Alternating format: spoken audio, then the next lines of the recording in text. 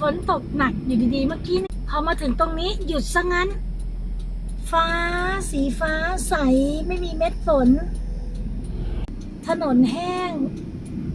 ไม่มีน้ำสักนิดนึงทำไมถึงตรงนี้ฝนไม่ตกเลยใช่ไหมคะงงมากค่ะคือฟ้าแจ้งจางปางเป็นสีสดใสแม่ฝนไม่มีสักติด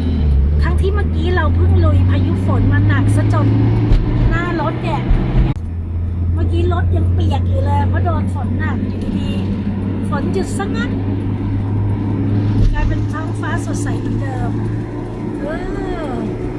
เอาแน่เอานอนไม่ได้เลยเนาะท้องฟ้า